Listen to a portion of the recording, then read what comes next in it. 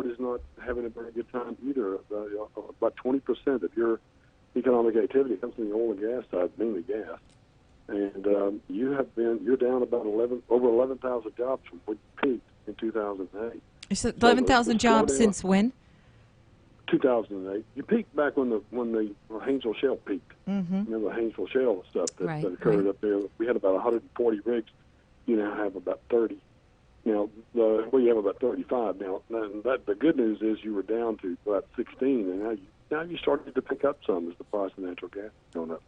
But it is really, you combine the slowdown of the Haynesville along with the closure of General Motors, the layoffs at Libby Glass, the shutdown of ExpressJet out at the airport, the reduction in some force at Barksdale. I mean, you guys have really taken some blows here. Well, and I'm going to say one comment to that, what I don't want to argue about, especially with the reduction of the movie industry, which you and I do not agree on that. But there's other things to ask you about. When you talked about South Louisiana's economy, let's talk about Exxon deciding not to come here.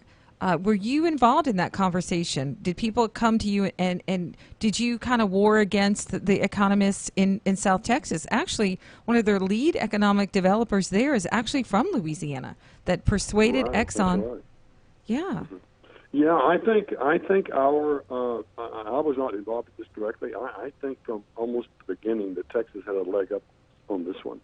From my conversations with people in the economic development area. They had pretty much. We were in second place, but I think a distant second place, and they had already pretty much picked out a couple of sites in Texas. Oddly enough, one of the sites in Texas told them not to come there. I was just stunned at that. And I wish we would have been standing there with tickets. Come to Louisiana. We'll take you. There we go. Please, before God, come to us. We'd love to have you here, but we didn't do that. Now, I will tell you though that. Despite the fact we lost that one, we have really hit the jackpot down here in the Baton Rouge, Lake Charles area. In a really good year in the past, I've been watching the Louisiana economy for about 4 decades. In a really good year in the past, we had $5 billion in industrial announcements. We thought that was great. Since 2012, we've had $154 billion in industrial announcements, and only about half of those have really gone vertical yet. Some of them are still watching the price of oil, watching the price of natural gas. They haven't gone vertical yet, but Lake Charles is just going off the charts right now. It's having a great time, and then Baton Rouge is having a really great time, except for our flood situation. Well, are you attributing that to the oil and gas industry? Which part? The Lake Charles? The big explosion in industrial announcements down here is a combination of two things. It's number one, the price, and it all has to do with the price of natural gas. Number one, the price of natural gas dropped from in the $10 to $12 per million BTU down to about $2 to $3 per million BTU. And chemical firms are huge consumers of natural gas. So one of their key inputs, price, dropped dramatically, so that helped. But the main thing is the price of natural gas dropped here. It did not drop in Asia and in Europe.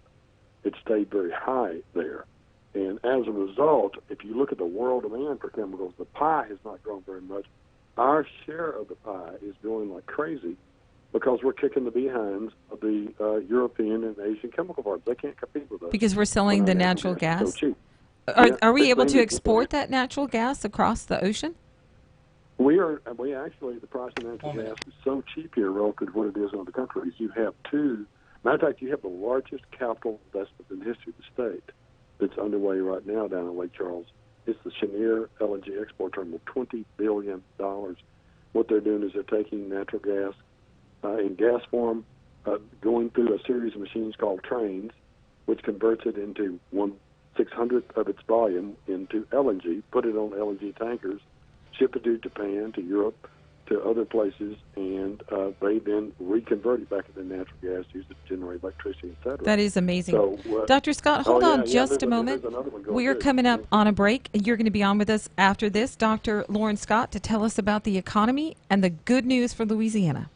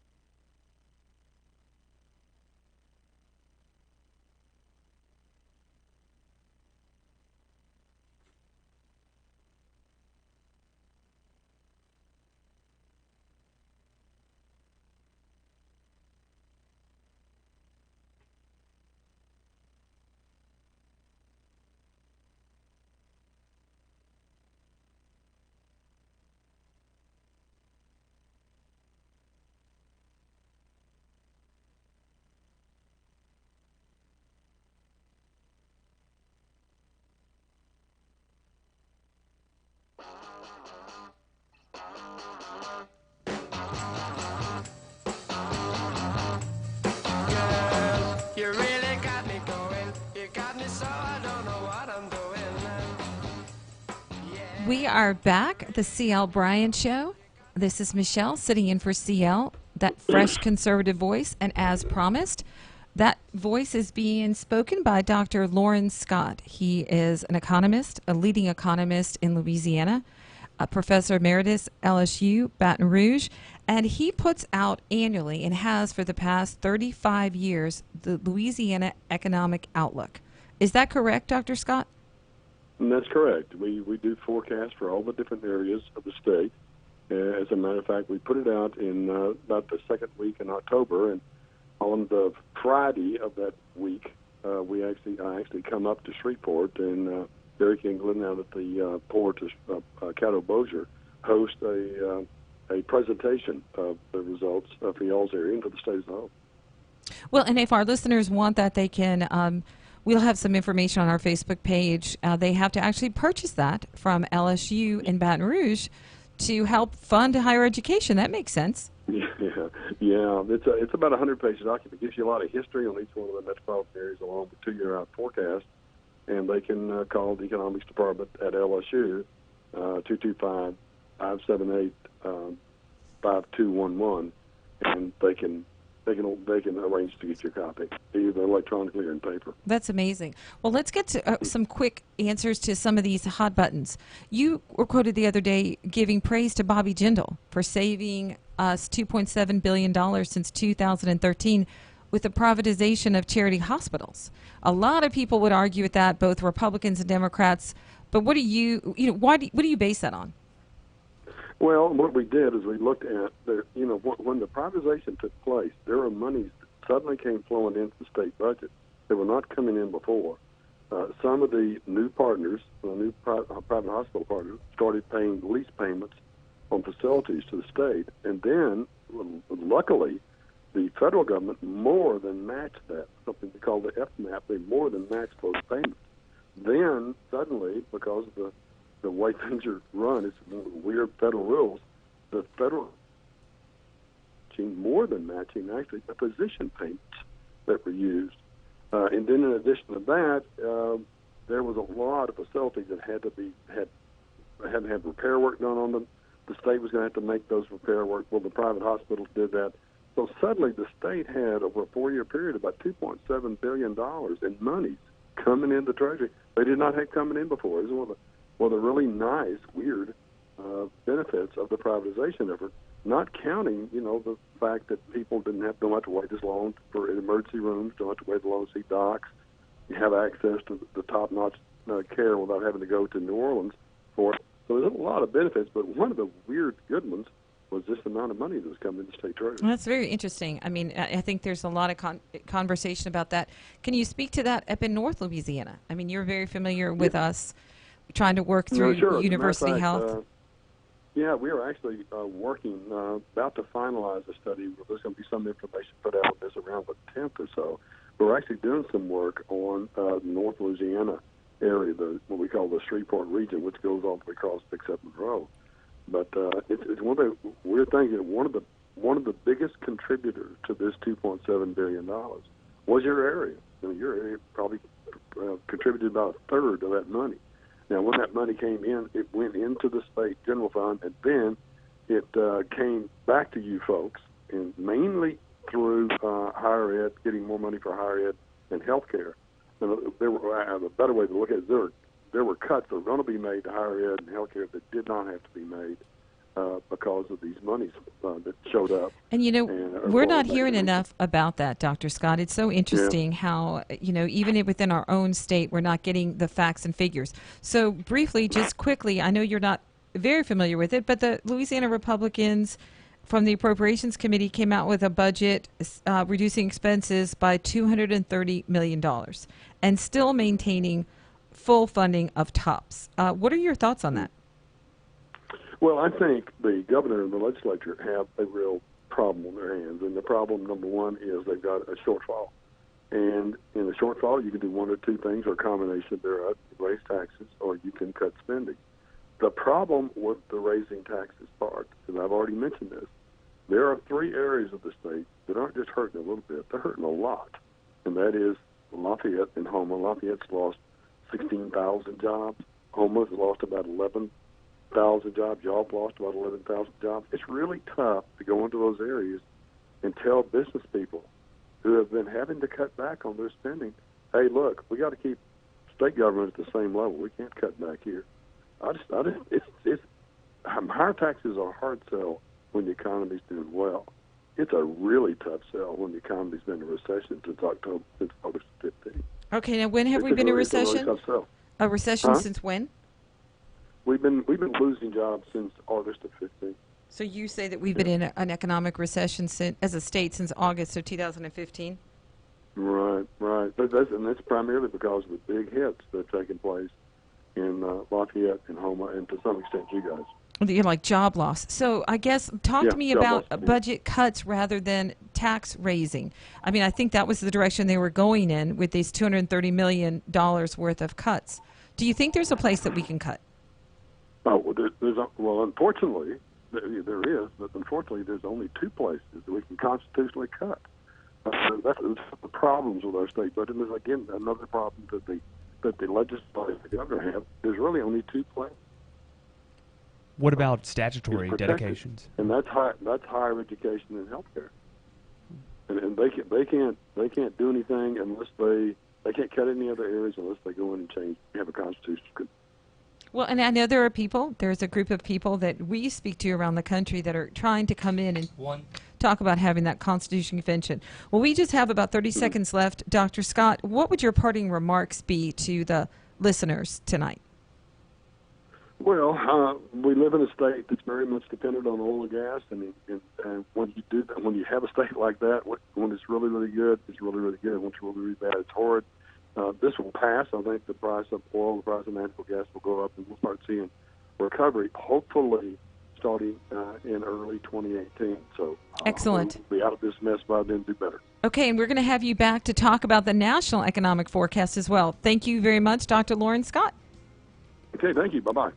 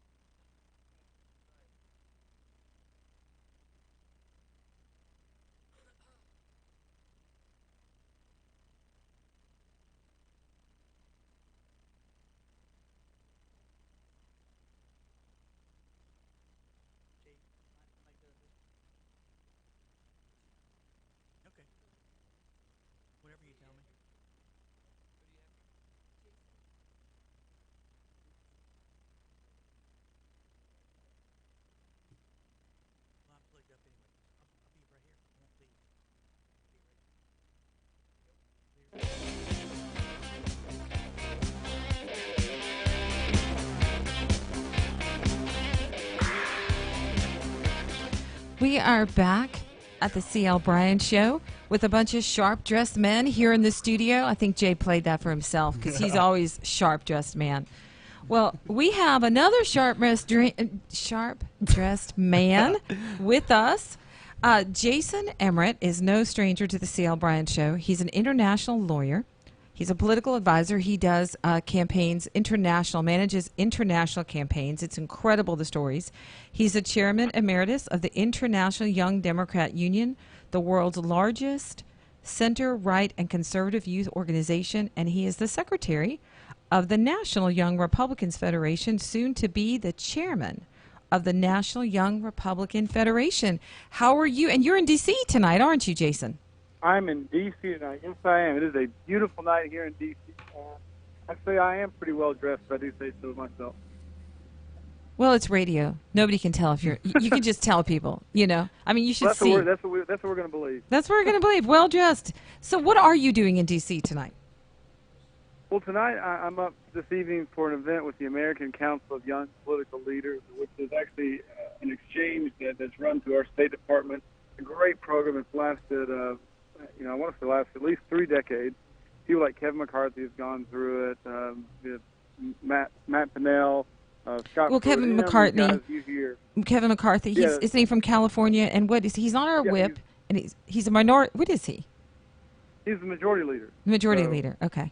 Here you go. They'll take people who are rising stars, then both Democrats and Republicans. And they'll gather them up, and they'll do an exchange in India or China or wherever in the world. And tonight we are accepting a delegation actually from Russia. So it's up to the State Department. And well, be careful. That could get you into trouble later. I mean, there's so many things to talk about with you. And we've got, some of the things that I sent you. But you brought up Russia right away. I mean, can you believe Hillary Clinton is out there talking about Russia is the reason she lost? I mean, doesn't that... have you been to Russia? I have never been to Russia. I have never... I have worked with some of their dissident groups before in the past, some of their pro-democracy guys. And they've come to some events that I've spoken at. So I've interacted with Russia before, obviously the anti-Putin side of things, the pro-democracy, the free market people, and the pro-American people. Which is inspiring. I think a lot of our listeners need to realize what you're saying. You travel around the world. You do manage campaigns. You've won campaigns since I've been friends with you, the places you've been, the stories that you can tell. But then you do pro-democracy. So in places like Russia, where there doesn't seem to be democracy, there are people that hunger for it. And that's inspiring because we get so burned out, Jason, watching the news, listening to talk radio.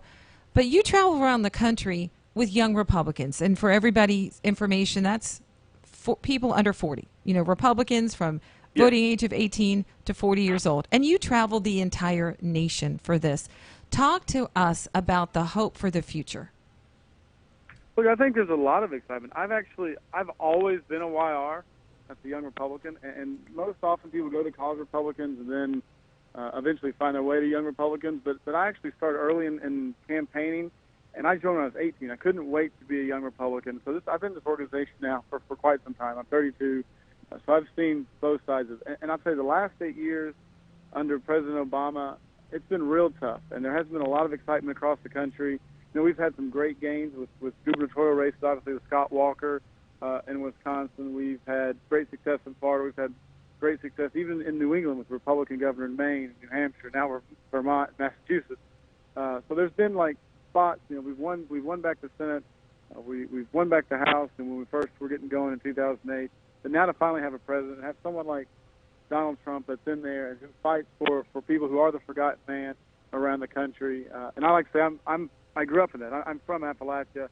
He speaks for those people and speaks for those people, and they've never had a voice for a long time. Well, let's talk about that. It really has inspired a lot of young people to get back on board, to re-engage, and there's just a tremendous amount of excitement. In the last 100 days, we have just nominated and confirmed a judge, Neil Gorsuch, who's going to be around the rest of our life, influence our life to his decisions, and that's an incredible thing to be a part of.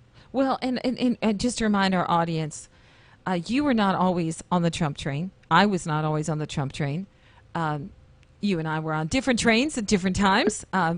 But so many people coalesced behind Donald Trump's candidacy the last few months of this election. Republicans from around the country that I know from all different factions within the Republican Party, Democrats up in Pennsylvania and Michigan and Ohio. It's such a heartwarming thing.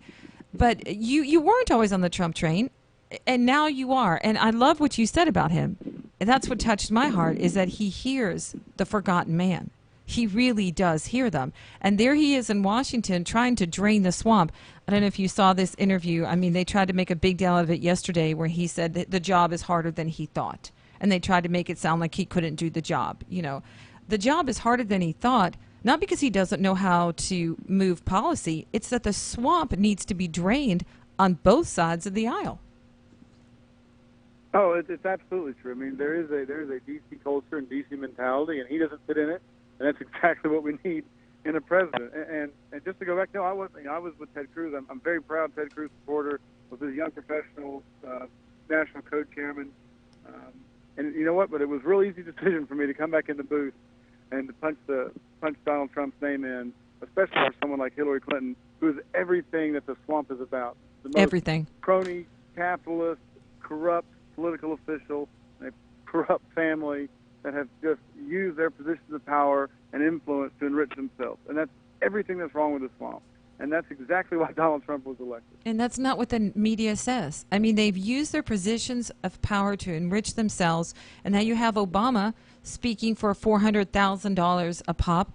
Why doesn't he donate $300,000 to these causes of these people that he says he cares about within our borders? Go to Chicago, for example. Take $300,000 there and give it to Chicago to help those impoverished areas because the crime is so bad. How come nobody asks these basic questions anymore? Journalism is dead.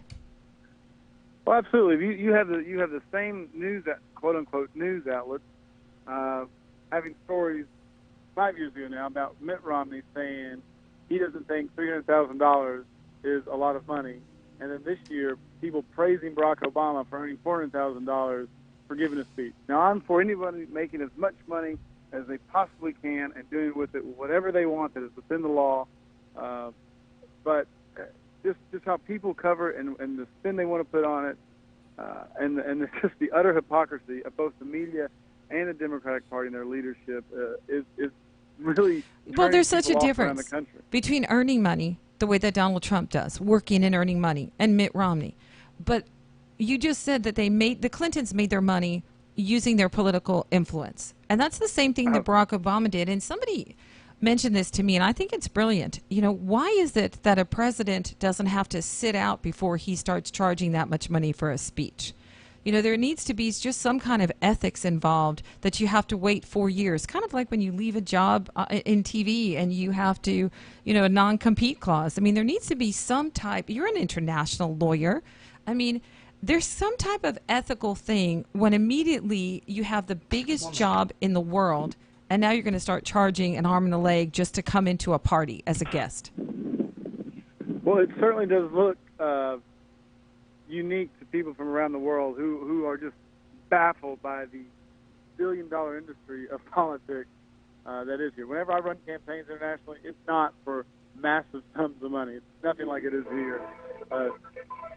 Typically, there's a cap. I'm apparently standing right beside a train track. I was unaware of that. Yes, don't stand on the train track. Actually, we've got only about 30 seconds left. We're going to come back with you on the other side and talk about our new friend, Richard Dreyfuss. I mean, did that shock you? I think that people are waking up across the country. There you go. Yeah, I was shocked to hear it from him, but I think people are really starting to see through the hypocrisy. Well, we'll be back with Jason Emmerich and talking about free speech and what it means in 2017 America. Born down in a dead man's town. The first kick that took us when I hit the ground. End up like a dog that's been beat too much till you spend half your life just to cover it up now. Born in the USA, I was born in the USA. I was born in the USA.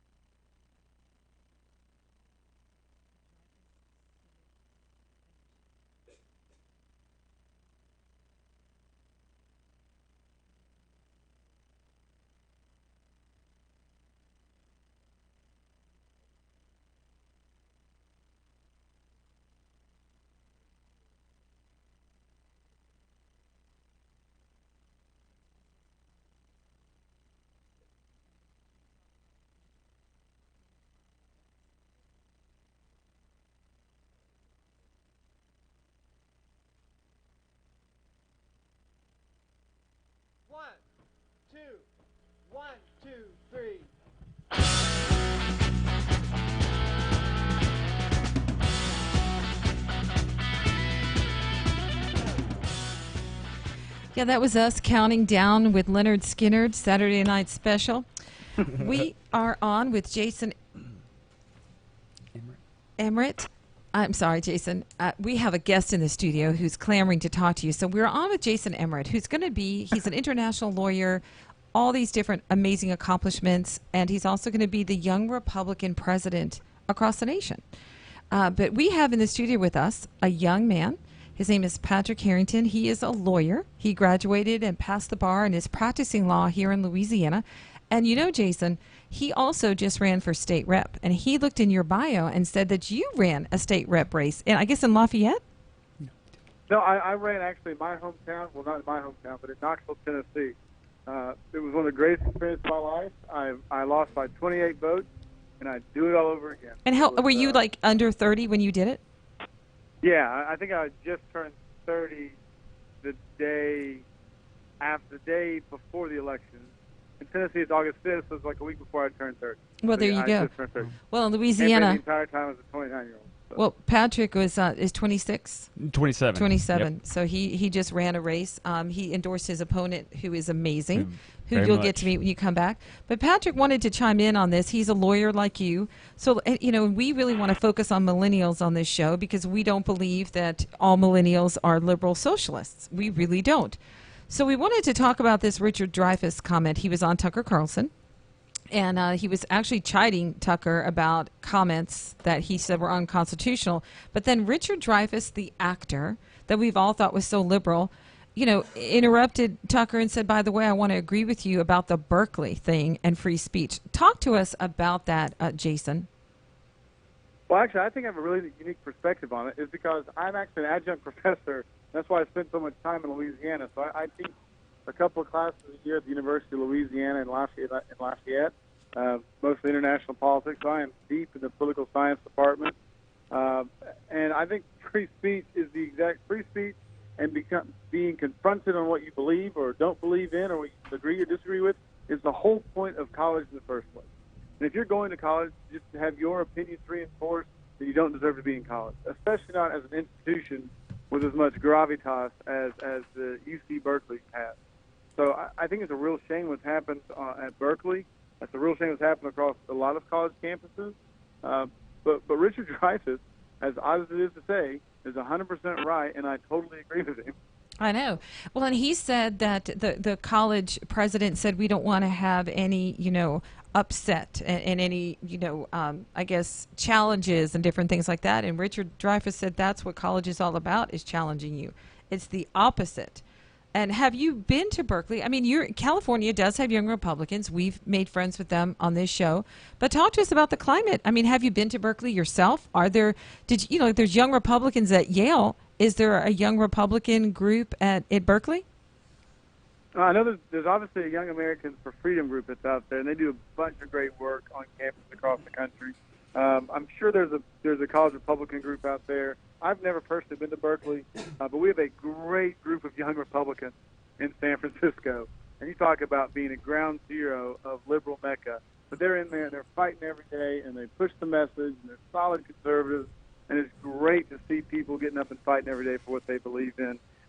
My co-chairman, who I'm running with, is from Sacramento, a guy named Adam Ellis. And, he's up in California. They're not going to elect a statewide Republican anytime soon, but that doesn't deter them from getting out, knocking doors, and supporting their candidates, developing a bench, and speaking to millennials. Once they get in the workforce, it's a lot easier to capture young professionals for a conservative message. They're paying taxes for the first time, and gosh knows how much taxes you're paying. Oh, in California? I mean, I just can't even imagine. Patrick has a question for you along those lines. Yeah, Jason. So what do you think is the most effective way to pull in more millennials into the political process? You know, do we want them to run as candidates, or I mean, to just get the vote out? That's what Patrick thinks. You know, like swim lessons. Just drop them in the pool and make them swim. That's what I did. That's what he did. Yeah. Maybe there's other more effective ways. You live and you learn. I think it's a great learning experience. I mean, I had a great learning experience in it, but I think for our organization, for the Young Republicans, you got to create three different silos. You got to create the candidates of the future, the party leaders of the future, and the donor base of the future. And I think that's what our role should be. And what you do is you engage in where millennials are. You engage where young professionals are. You're at happy hours. You're at Uh, you're at baseball games. You're at the park. You're starting families. You're at churches. But what You're about online. social media? You're engaging. So yeah, I social mean- media is massive. I mean, and that's so we just launched a big digital program within the YRNF that I'm real proud of, and we're going to engage quite heavily with millennials and young professionals online because that's where they are. I mean, that's where we reside. That's where we're always looking on our phone. Much to the disappointment of a lot of people. Well, and I think but that we're you have always- to meet people where they are. So you're saying to us that the message can meet anybody 18 to 40 in school, has a job, any American of 18 years or older.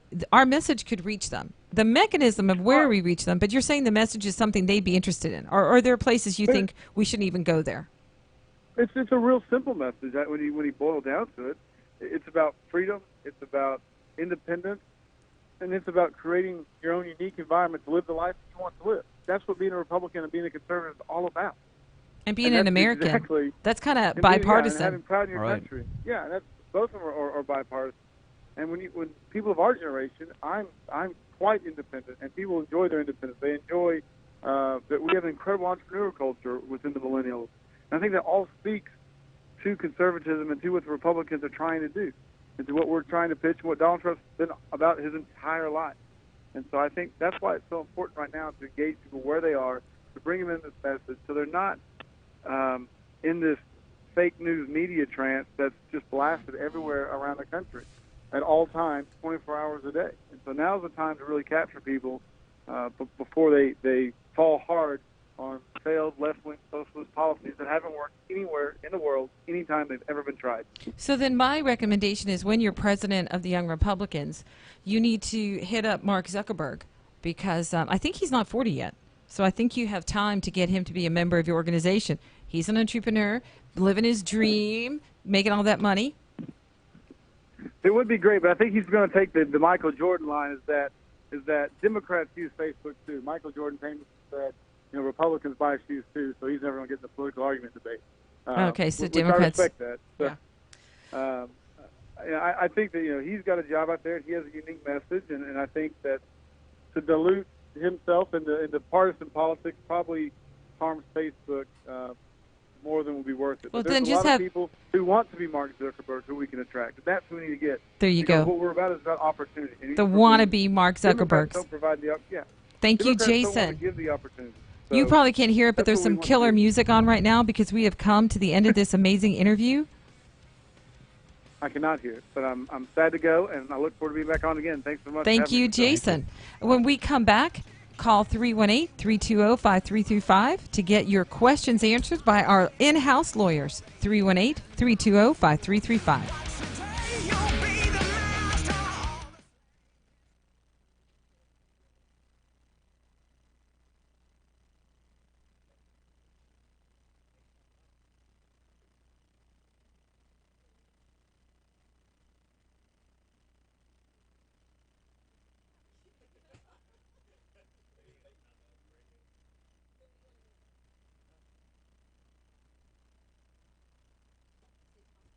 Today you'll be the master of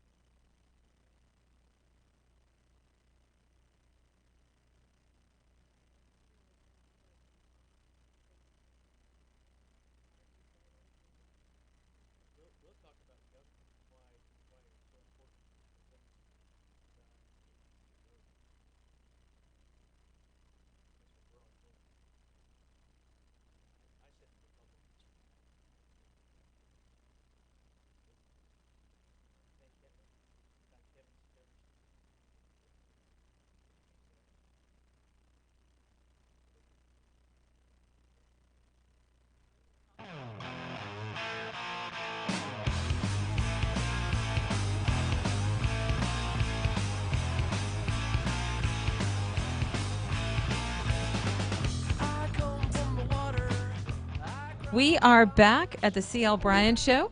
Our phone lines are lighting up. The number again, 318-320-5335. We have our two in-house attorneys in here, Dan Keel and Patrick Harrington. And last night it was such a hit. We got some calls already asking questions for you guys. And one of them wants to talk to you guys about the Alton Sterling case in Baton Rouge. Do you guys know anything about that? If the Department of Justice said that the police are not liable in any way, what do you guys think about that? Well, the problem in this state for claims like the one that Alton Sterling's supporters raised is that the police don't actually have a duty under the law to protect you. I mean, the cars say police protect and serve, but their duty is to enforce the laws, and that's what they do. And so when you got somebody who's breaking the law and probable cause, reasonable suspicion, and then probable cause to investigate what they're doing, the police are going to, as long as they're in good faith, they're going to be covered. And I'm not at all surprised by that. A lot of that stuff is political and was ginned up during the previous administration. I don't think you're going to be seeing that anymore. Very true. That's What true. do you think, young man? Throw your weight in there. I'm just hoping that whatever reaction that occurs, that it's peaceful and there's peaceful protests down there, and there's no, I guess, accusations of paid protesters down there and just stirring it up for Baton Rouge. I lived down there for about 3 years during law school, so I think that would just be a shame if that kind of goes from there. Well, you're going to get people who are protesting, and you're going to have people who are protesting their agendas, like we talked about that yesterday. Mm-hmm. But they're free to do that. Right. When they start crossing the line, they become criminals, right, or the politically unpopular term thugs. Mm-hmm. When you're doing stuff to disrupt society, then you're an anarchist, and you're not. I mean, you're not trying to comport with polite societal rules and the law once you do that. And you're not going to convince anybody of your point, whatever it is. Trying to get across. I looked at a lot of the probable cause affidavits that came through during the arrest of the protesting, where people stepped off the curb, got in the street, were told to get out of the street, and then they did it again just to show they could. And what happened? They got hooked up. Next thing you know, they're in handcuffs. A lot of them were let go by the DA, which some of the police didn't like that. But that's the DA's constitutional and statutory discretionary Well, Dan, charge. what kind of law do you usually practice? Well, I started out the first year in personal injury with Bill Gerhardt's office, and then I spent the next 6 in the DA's office, primarily a drug prosecutor. But I do a lot of different things now. As you know, you don't specialize unless you're in tax or family law. So I do a lot of different things. So you do criminal. So Patrick, I do some keep criminal. his number in your pocket. Is But Patrick people are a criminal? asking, well, people are asking questions again about the legality or a basis about this dog park thing. Now we're going to have Mario Chavez on at 7 o'clock, another commissioner. But it's all back to this dog licensing fee. Is it legal for them to do that? And how will they enforce it? There's a lot of different things that the confusion is going to be clarified hopefully after 7. The dog park permitting is a different issue than the rabies tags and the registration. And so, I mean, there was some thought at one time about having one tag per animal because you have to show rabies tags, rabies compliance to get the registration or to get the dog park access. But we got a call on it. Oh, they hang up. Okay. But there's going to be a lot of different questions about whether something is a tax, whether something is voluntary, whether something's mandatory. I mean, those things are all going to be hammered out on Thursday. Well, and we've got another Facebook question. I don't know if you can answer this, Patrick, but it does have to do with, making sure you have your identification on you at all times. So if you're stopped by a policeman and you don't have your driver's license, what do you do? You're saying stop as in you're in your vehicle? You're in your vehicle. Okay, I was just making sure of the hypothetical we have. There's a crime. There's a crime already if you don't have it with you. Right. Is it really? Because that's what people are asking. No DL on person is actually a charge. Yep. So if you're going to drive, you're supposed to have it with you. If you're driving. So if you're driving, you have to have your driver's license with you. Yes. But is there a way that they can let you go instead? They can always exercise discretion, issue a summons, or issue a verbal warning. They don't have to do anything. They can let you go. What's the most outlandish thing you've seen? Patrick is listening, and so are our listeners. Outlandish in cases, in court, the questions that have been posed to you that you think, how did this happen, and how am I going to fix it? Well, I've handled a lot of different cases, prosecuting drug cases, and I've done some defense work. I don't really try to get criminal defense cases. I usually get them from business clients. I've seen people arrested for 1/10 of a gram of marijuana, and that's pretty off the wall. I've seen people Well, and I've that seen has people to do with 45 pounds in an airplane, Right, or right. 2 or 3 right. kilos. And they're so different. So justice reform, which is a big deal to us here because Seattle's with Freedom Works, and Louisiana has the highest incarceration rate, and it's not the kind of criminals that need to be incarcerated. So you were talking. Well, that's the thing. If you try to make a bright line rule to say this is a violent offender, so therefore we must do this, or this Right. is a felony, or this is a misdemeanor, all those delineations are kind of arbitrary.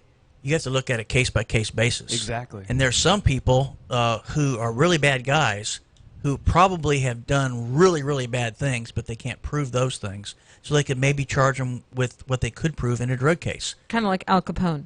Yeah, And his and IRS that's why I stuff. would bring that thing up. The tax evasion of Al Capone. Undoubtedly he was responsible for a lot of death. And when we had the Bottom Boys here 25 years ago, there was a lot of death and violence, kind of like we're experiencing now, where there were shootings and retaliatory shootings, and then third retaliatory shootings until they got tired of shooting at each other, people sleeping in bathtubs and things like that.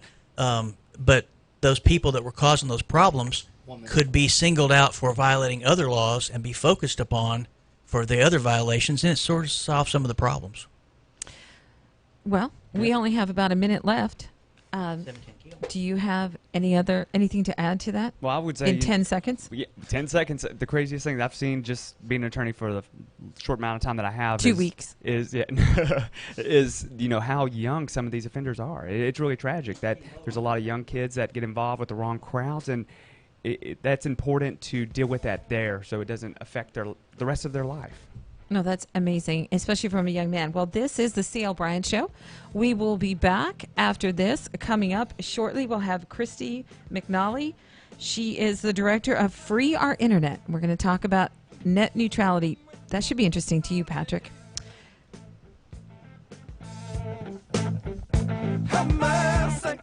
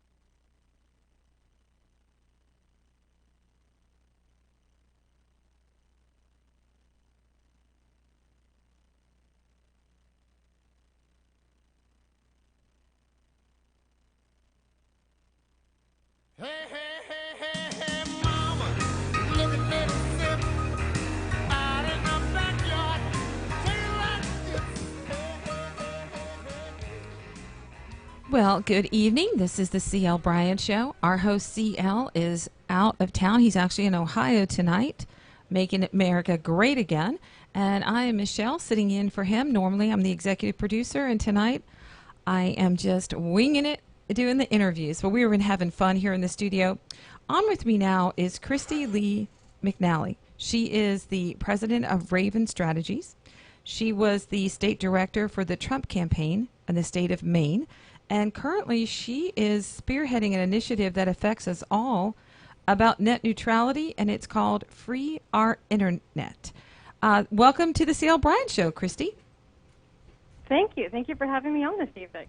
Well, I'm so Very excited to be here. So we've talked about, before we got on the air, we've talked about lobster. We've talked about you live on the water in Maine, and we're all just, yes, drooling. I can smell the salt air through my windows.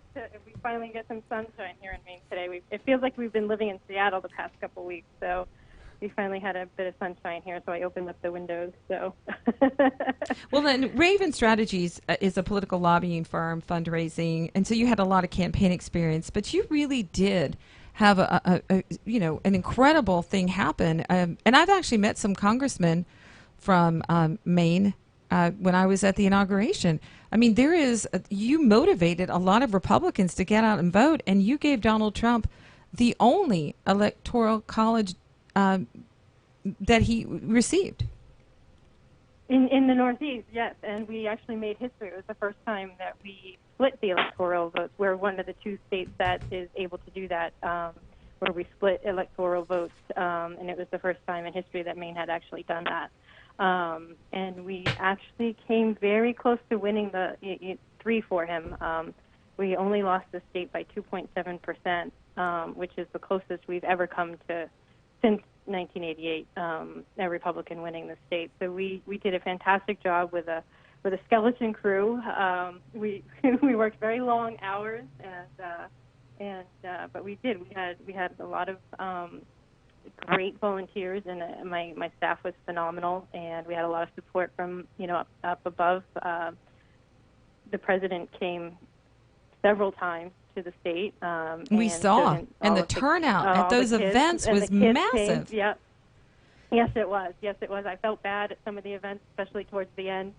We had to turn people away from the door, in the pouring rain, and they stayed outside and waited for him just to see him pull up in his, in the entourage. And but we had tremendous amounts of support for him. It's just amazing. Maine, so. 2.7% difference.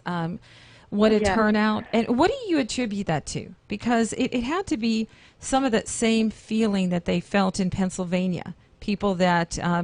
It definitely was. We have a lot of blue-collar workers here. We have a lot of mill towns here. And his message resonated with them here in Maine. And we have BIW here, Bath Iron Works here. And normally we would never, those people don't vote for Republicans, and I would have those guys leave their shift, at 3 o'clock and head into my Auburn office and start making calls for us. And that has never. I've been doing this a long time. I won't give away my age. I thought it was 30 according to the paperwork. So yeah, you're 30. Yeah. Yeah. Yeah. I never in my many years did I ever have a BIW worker come in and make phone calls for us, and we had a lot of BIW workers who would literally leave work and come in and make phone calls for us until 9 o'clock. Which leaves us to the next question. The first 100 days. I mean, and you are an expert on this because you were part of that campaign. The media out against us. I think one of the best experiences of all our political lives was election night, when they had to eat their words in front of our eyes. But, 100 days into this, the media is still slashing and burning, the president. But people seem to still, and more people are being persuaded that he wants to do things that are good for the country. What about the people in Maine? These workers that you said that had never come in before, these union workers that had supported him, are they still supporting him in Maine? Oh, absolutely. I still have, my Trump sticker on my car. I actually haven't had a chance to, because I've been busy, transitioning from one thing to the next. I still have rally signs and Trump stuff in my car that, left from the office. And I have people stop and say, I wear my Trump campaign jacket, and people say, oh, thank you for doing such a great job. And I'm still handing out rally signs out of my car. And people are so happy. They're just like, oh, my God, this is great. This is phenomenal. And it's a little piece of history for them. And they're so happy to be able to have a piece Christy, of that. you're They making weren't me able to happy. go to a rally. This is the kind of story that is not. Now, why isn't Fox News interviewing you? Because you are a state director. There's only 50 states. I mean, you really have a story. I'm sure we will get to that. We're just, I think I am one who shies away from the press. So this is for me is a little tough. I think we're slowly getting me out there. Well, which brings us to what the topic is, but it does have to do with the president's 100 days. Do you think he did what he said he was going to do and that he's continuing to do that? Well, it's so funny because everybody's like, oh, my God, I can't believe he did this, and I can't believe he did that, and I can't believe he did this. And I'm just like, wait a minute. He's doing exactly what he told us he was going to do. And so why are you surprised? And I think he's done a phenomenal job. No matter what you hear on, MSNBC or ABC or CBS Morning, oh, God, that show is just god-awful. He's doing exactly what he told us he was going to do, and that was why he's elected. And exactly. That is why when he is polled to those people that voted for him, he's still at 98%. Yes, we would vote for him again. And he's doing, he's pushing forward his agenda. He is doing exactly what he told us he was going to do, and I think he's doing a phenomenal job, and his supporters are 100% behind him. And nothing that they see on TV or hear, from the left is going to change their mind on that. And if anything, it solidifies. It makes them more passionate. More. Well, yes, when we come back, they're like, he's doing what he told us, he was going to do, and he's keeping his promises. We're going to a break right now, and then when we come back, Christy, I'm going to have you tell our audience about the net neutrality, because that's something that the president inherited, and I'm glad that you have good faith in the president, and then we're going to talk about how they can participate. So we'll tell them about what net neutrality is, how it affects them, and then what free our internet is, and I'll just have to say you're doing a great job if you're new to doing interviews. Thank you. And it's inspiring to all of us. We will be back with Christy Lee McNally right there on the shores of the ocean in Maine, and maybe we'll have some lobster warmed up by the time we come back from this break.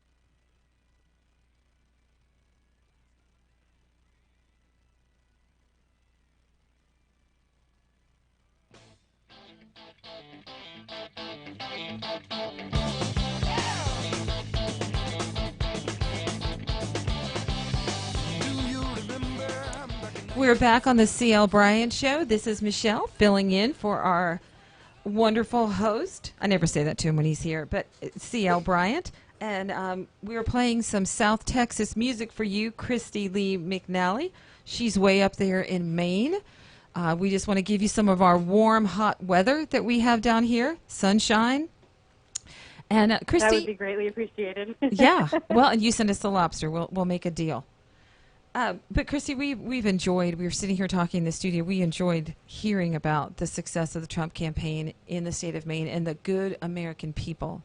You know, the media tries to overlook them, but we're so grateful that the American people are rising up. But there's something that you're doing now, Free Our Internet. Explain to us why that came about. Well, it came about for a couple reasons. During the campaign itself, we were seeing that there was a lot of times where we would have people come in with the campaign and they would talk about how Facebook had taken down some of their posts, or they were put in a Twitter, we called it a Twitter timeout, where their account would be frozen for a couple of days.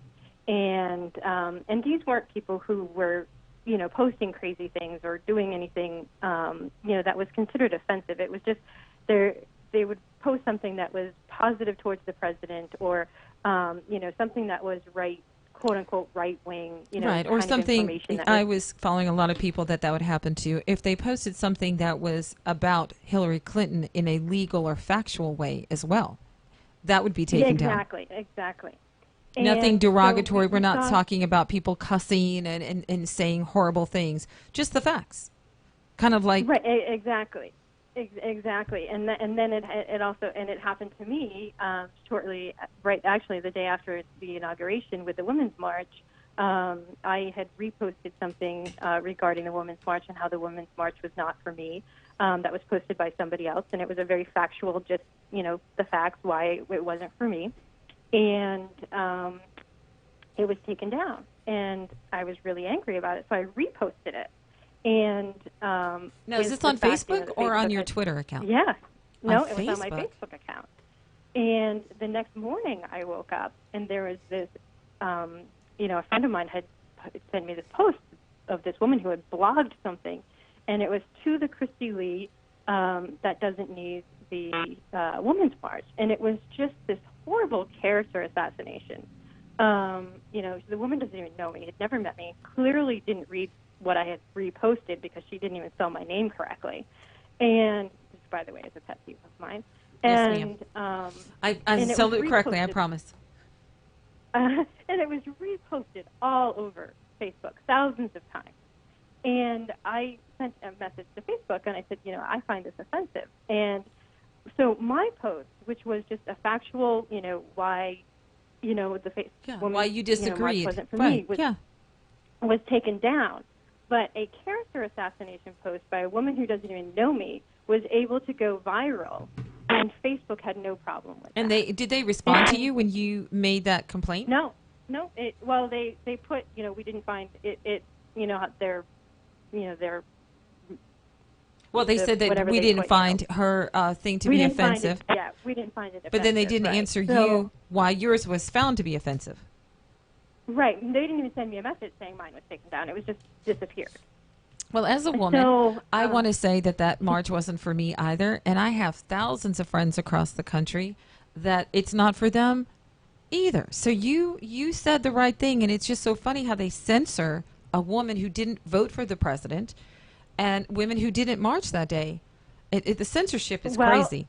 And that's what leads us into Free Our Internet, because this is such a misnomer with the ISPs back in 2015 being labeled or classified as a Title II. So, which is very esoteric and very technical jargon for a lot of people. They don't understand it. But the ISPs were put under government control, which is your broadband and all of that. But that doesn't cover Google and Yahoo and Facebook and all of that. And so it basically, Google had a revolving door with, the Obama administration in the White House. They had their employees back and forth between the two places. And they pushed for this because they wanted to have the control over the Internet. They wanted the government to have control over the Internet so that they could basically, they thought Hillary was going to win so that they would have control over everything. And then the government would have control over the speech, over free speech. Right. And we have lost. The colleges used to be the place where it was a bastion of free speech, where you could go to a college and you could speak out, and there would be debate, and people would be challenged, and we've lost that. And now they want that last place where we have free speech is on the Internet, and the place where people can have, discourse and discussions, and we can go back and forth and have debate, and people, can have a platform where they can get out their ideas. Now they can go to the website Free Our Internet, because we only have 2 minutes left, and I want you to tell them about Free Our Internet. But they can go to freeourinternet.com and they can find out all the information they need. Yes, they can, and they can what they can do is sign up, and then when we need them to call to action, we will let them know exactly what we need from them. But they can, we have a Twitter account, and all of that information is on freeourinternet.org, and they can follow us on Twitter, they can follow us on Facebook, and they can, look at our blog, and people who aren't quite understanding, what, the whole net neutrality is, we have articles on there to explain to them how this happened, what, and why it affects them, and why it's so important that we have to repeal, roll back. Well, that's what I was going to ask you, because we are short on time. You're close to the Trump administration. Is it something the president could? 100%. Is it something he can do, or does it have to go through Congress? No, it actually has to go through the FCC. It has to go through Chairman Pai. So that's where we have to direct our attention is to the FCC. So, but Chairman Pai is definitely going to do this. We just have to give him, the backup and let him know that there are people who want to make sure that this happens. Excellent. The left is often a lot louder than we are, and we have to make sure that we're heard this time around. Well, we're going to be, because, Christy, you didn't just give him one electoral college vote from New England. You're going to give him the nation on this. We're all going to support you, and I'm going to have you back when CL is here. Thank you very much for sharing this with us. Perfect. Thank you. Thank you, Michelle. You have a great evening. You too. Bye-bye. Well, we will be back after 7 o'clock with our lawyers and Mario Chavez.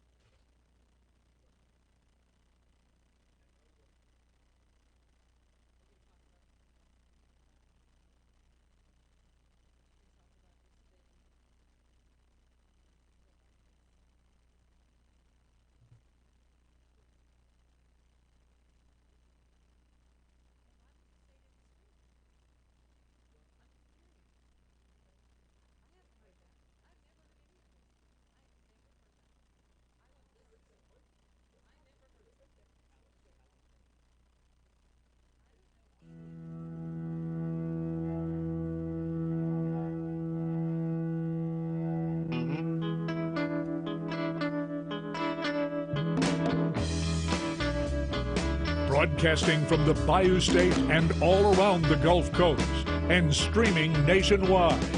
This is the C.L. Bryant Show. We are back at the C.L. Bryant Show. C.L. Bryant is in Ohio. This is Michelle, executive producer of the show, kind of filling in. I have a bunch of people in the studio with me trying to keep things going. I've got two attorneys, Dan Keel and Patrick Harrington. And on the line with us, as promised, I mean, Mario, we've been teasing that you're going to be on the show since we started at 5:30. We have Caddo Commissioner Mario Chavez, a millennial, and a very successful business owner. How are you doing tonight, Mario? Can you hear me? Yeah, we can hear you, and you can hear us. Perfect. I'll just follow you. Okay. Are you there, Mario? With the radio. Yeah, I'm here, Michelle. Yep, we're on the air. You're on with me. Dan I'm on Keel right is now. in the studio, and Patrick Harrington. Walk on. Hey guys. Hey Patrick. Good to see you. Good to hear from you, man. You too. We're down here in Baton Rouge for Legislator Day. I'm actually walking around with Representative Seaball. How interesting. And you know, Mario, the reason that we badgered you to be on the show, I know that you're traveling for the commission, actually. This is something for the Caddo Commission. But that video that you posted about the millage vote that took place on Saturday, and Yes, these ma'am. young men were marveling at the 6,000 people showed up to vote for that.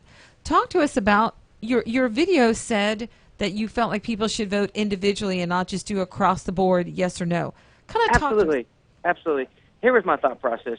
I saw too many different people with different agendas, different groups that were supporting either a vote all yes or a vote all no, and I really felt that the voters didn't have all the facts as far as which individual vote needed to be, what did it mean, what was each millage.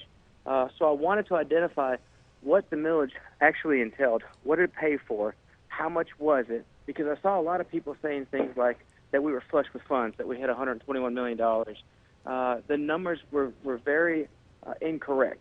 So what I wanted to do is, and this is, I feel that we should all do that as public officials, we should go get the facts, bring it to the people, and let the people decide how they want to vote on each individual thing, not just let me listen to some people that have an agenda and tell them how to vote. I didn't like that. And a lot of people, Monday morning, of course, you hear on the radio station that it was either that they won or they lost. And I think that, again, everybody kind of missed the entire point about it. It wasn't a win or lose scenario. This was actually a telling vote. This is what the people wanted. So it's not that either the commission lost and this other agenda group won. It's the information that was passed to the public and then passed back to us. This is how they felt. Well, do you feel like they knew enough about the millage?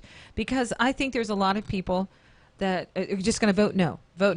And, you know, you can understand that, Mario, that there's a lot of mistrust because there's not been a lot of fiduciary responsibility. You know, people have just been negligent all the time. Stuff happens.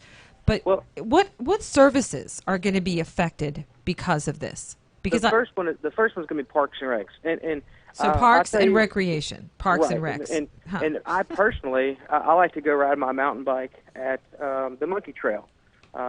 And it's an extremely nice park. It's out there by the Veterans Cemetery.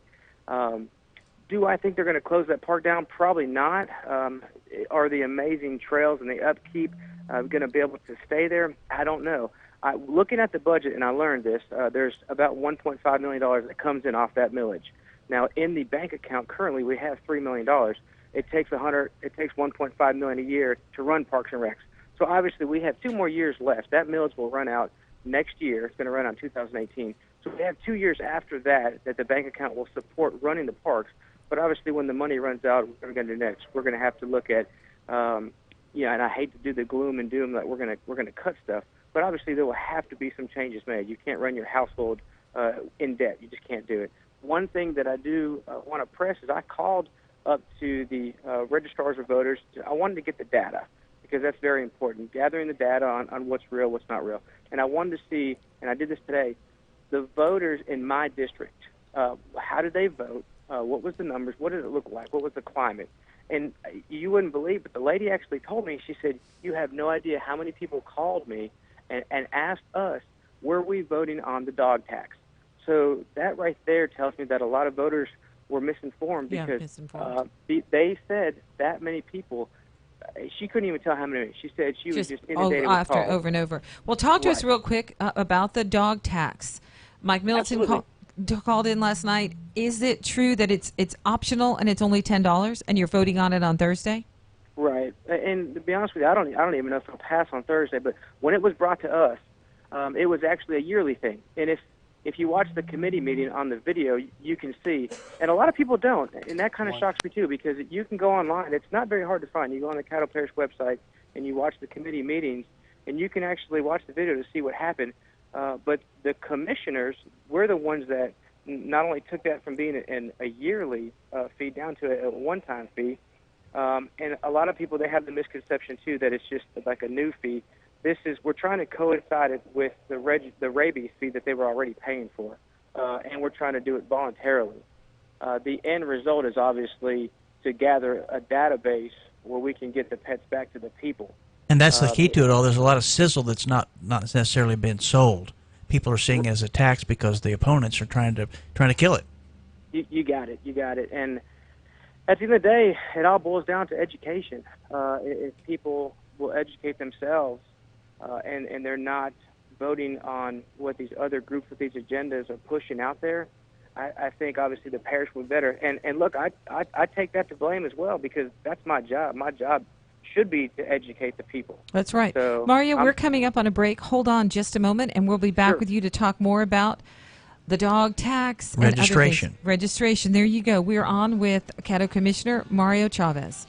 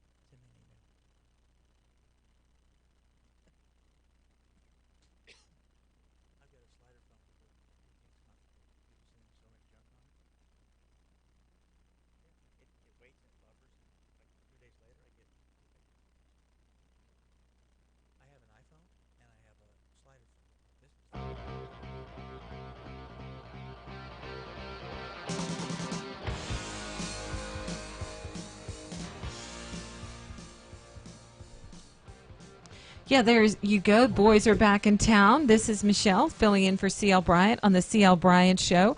I've got gentlemen in the studio, 2 attorneys, which most people don't like attorneys, Dan Keel and Patrick Harrington, and we are talking with Caddo Commissioner Mario Chavez, who is not an attorney, and Dan has a question for you. Mario, we've been talking about for some time, and I've served in an advisory capacity, but we were trying to figure out a way that when Fido comes up missing or Meow Meow wanders down the street, to get that animal back to its family, that baby or puppy or fur baby or whatever people call that family member. But don't they have that now with the tag? No, and so isn't it correct that there's a database that could be controlled and maintained by the shelter, which is also the place where stray animals go, and that you're trying to reduce the euthanasia rate and you're trying to get people's pets back home first? Are you asking, is there a program? No, isn't that part of what the registration is all about? It's been called the dog tax, no, but it's... yeah, they have it misinformed. It's definitely, that's the intent. And I know you've been a big advocate for that, and I appreciate your work on that. Well, Mike Middleton told us yesterday he was going to move on Thursday for it to be voluntary, not to be a tax, not to be assessed, not to be mandated, but it was going to be where people could pay a $10 fee by his proposal. Maybe you're in on that too, but and you can register your animal, and if it shows up and its reader is red or its tag is red or whatever, it goes back home. But there's also things already that exist, Dan, like a chip that you can have put into your dog without having to go through... But if you read the chip and don't have the data where the dog goes... The chip has that data. If you pay a commercial service for that chip, you can do that. Right. But what we're trying to say is the government will provide that as a service of Caddo Parish Animal Service. But it's a duplication in a sense that the free we market kind of already because has. I don't want Caddo Parish having my information, but my veterinarian I trust, which is Jeff Everson's brother. But your vet's only going to be in business hours. Okay, and when I find the dog in Shreve Island at 10 o'clock at night on Friday night, I can dial it up. Well, they also have a tag. Right. My dog also has a tag. So in addition to the chip, there's a tag. So mine has a tattoo. Hey guys, real quick. I think what Dan's trying to achieve is, I believe the pet point, like she's talking about, or the chip, does allow an API in, so you can have both technologies communicate with each other. Right. Obviously, that's the way to go. And I get what Dan's saying. Even so much the fact is we've now spoken with administration, and we may not even charge that $10 after all. We may just say, hey, listen, let's just absorb it, because I mean, realistically, the amount of responsible pet owners within the parish that are going to want to get this done is not really going to be that big of an exposure when it comes to cost. Right. So I have a feeling that when we do push this forward, you guys may not even see a cost on it. And and if you live in Southern Hills and want to drive across town if your dog comes up missing to go to Monty Street to look at the stray hold, you certainly could do that. But if you could dial it up on your internet, or you could get somebody to check it, you could find out quicker, do they have my animal? Actually, I would love that, Dan. What I would love is when the animal control officer picks up the dog, he has a device that takes a picture of the dog, and it's immediately there. I know that's what we're working towards. There's been some state legislation that we've talked about where apparently you're not allowed to, because it's people's property. You're not allowed to post pictures online of other people's property. So we're facing those hurdles right now, but as we move forward, obviously that's the intent, is to make this very rapid and very user-friendly for the public. And of course, obviously, free or extremely cheap. Mario, there's so many different things about what you're saying, but, property, okay? You're an attorney, Patrick. I mean, so it's the dog is lost. I think when a dog is lost that doesn't have a license or does have a license, I think it's easy to write an ordinance that says that you can do that, just kind of like a person who's lost and wandering, a child. I mean, there's times when you can cross that line. It's not an invasion of your privacy by doing that. Right. Dan, you want to take this if somebody sees an expensive dog online and they want to say it's theirs? But right now, I mean, is this really necessary? Because a lot of people will get on Facebook, and I've seen pages that, lost animals, they post it to these pages. People go out and they go to these pages first when their animal is lost. And so the question is, does the government need to be a part of this type of service? Yeah, I like that. That's true, Mario. People are doing it voluntarily on Facebook, and we haven't heard of cases of dogs being stolen by other people. There's ways to verify. One of the ways they do it is asking you for a picture of your dog. When you come, please provide a picture of your dog with you, and people do it.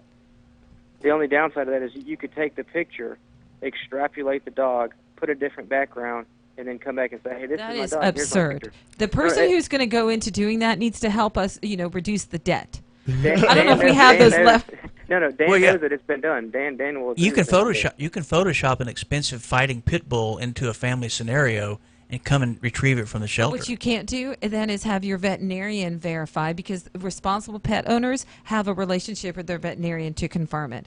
Because, Mario, the people that voted against any taxes, which I'm not saying that was the right thing to do, they're the ones also are going to say, we don't want the government in our business. Mm-hmm. Oh, hey, look, I look at the dog tax just like a gun registration. The only people that are going to register their guns are going to be the responsible ones. So I get that. That's very true. Well, we only have about 30 seconds left. Dan, I'm sure you want to end this with Mario. I appreciate what you're doing, and the Caddo Parish Animal Services, you're trying to put the service in it, and there's a lot of conversation, a lot of time that y'all have spent, a lot of effort, and people agree to disagree, but eventually there will be a consensus that most people will be happy with. Would you say so? Oh, absolutely. And look, this Thursday, my legislation for the cameras is on there. We're looking for transparency at the animal shelter. Please come out, support us. Is it public? Tell them where they can be, because we're coming up to a break. 505 Travis Street, 3:30 this Thursday. Please come help us support the cameras in the animal shelter. All right. We're all just taking care of business here at the CL Bryant Show. We'll be back to close it up. Thank you, Mario. Thanks, guys. Have a great day. Tell CL hey. See ya.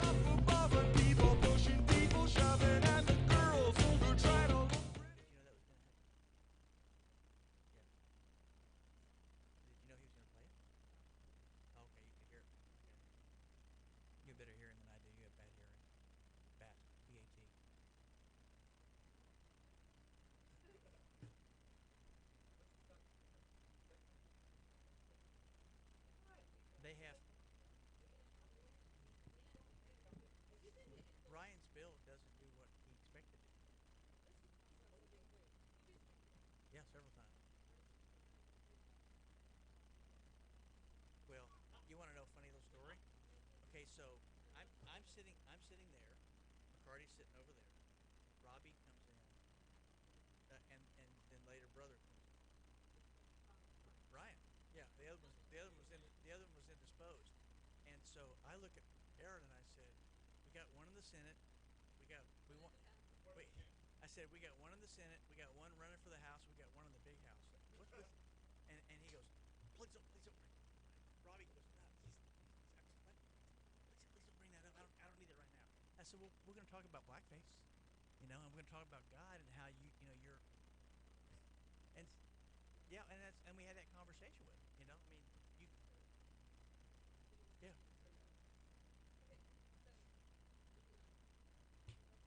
talk about it. Except my love life. I don't talk to anybody about my love life. Let's talk about that for just a minute.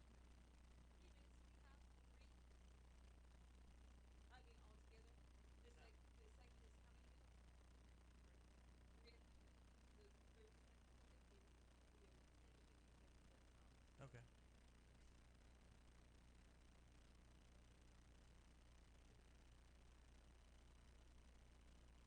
Yeah, why don't you? No.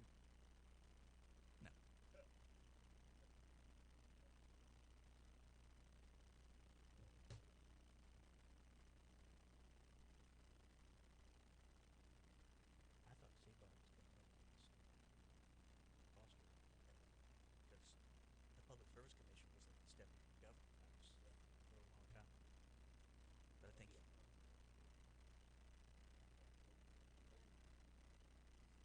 yeah. And Foster needs opposition. And he's I don't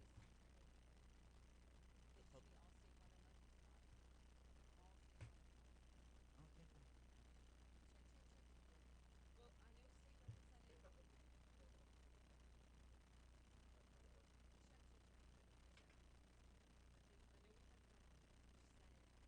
Yeah, for the legislative bodies and the governor. That's what I think it is. There's several. If you had not have fallen, then I would not have found you. We are back at the CL Bryant Show. Guys, this is a song that CL loves. This is in honor of our host who is in Ohio tonight, CL Bryant. All right, Patrick Harrington, Dan Keel, you had some questions. Well, we were talking about net neutrality, or at least we were going to talk to the lobster lady about that. Right. And people, well, what is net neutrality?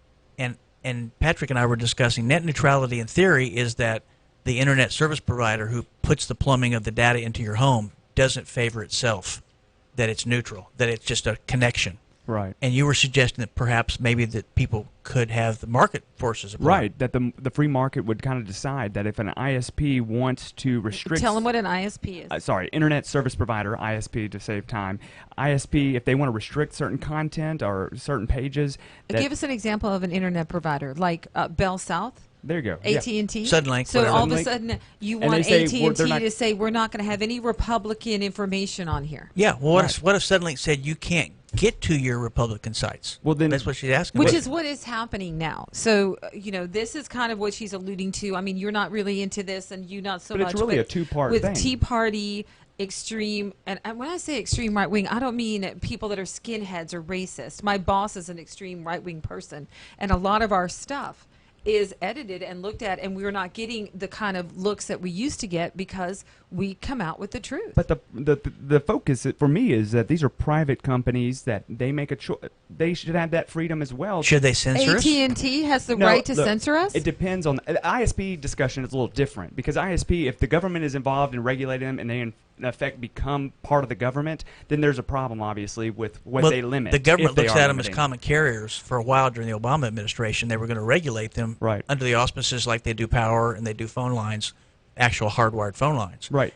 And the theory of the internet is that it's nobody's, it's no man's land, and anything is there, garbage or goodies, and no one is And the person has the individual responsibility at your to terminal. know what you are doing. Right. That Right. nothing is more American than having all this trash out there that's uncensored and having the individual make choices. But my thing is that people talked about the censorship that Twitter was doing during the election, but the We still reality are is talking about that. But the thing is that Twitter is a private company, and if you don't like Twitter, there's alternatives. There's that Gab or something. You can get away from these. We empower these companies because we use them, and if we get away and not use Facebook and use something that's an alternative, I don't know what is, but we've propped these up. But Well, if you these couple companies are actually though looking at your data, Right. and they're looking to see what you're interested in, Right. and they're pushing things to you, Right. And they're doing what the 1984 George Orwell was concerned about, but they're now a private entity doing it. Right, and then you couple that with crony capitalism, with the ISPs being regulated by the government, you got a mess on your hands, that's for sure. It's very complicated. Let's keep this country free. Amen. That's right. Well, we just want to say thank you to our men and women who fought for us to have net neutrality, that we wouldn't be censored. And I hope and pray that tonight when people turn off the radio, they talk to their families, they remember what America's about. No censorship. Free speech is only allowed in the United States. And let's keep it that way. Thank you, and Thanks we'll for talk having with us. you tomorrow night with Yes. CL Bryant. And the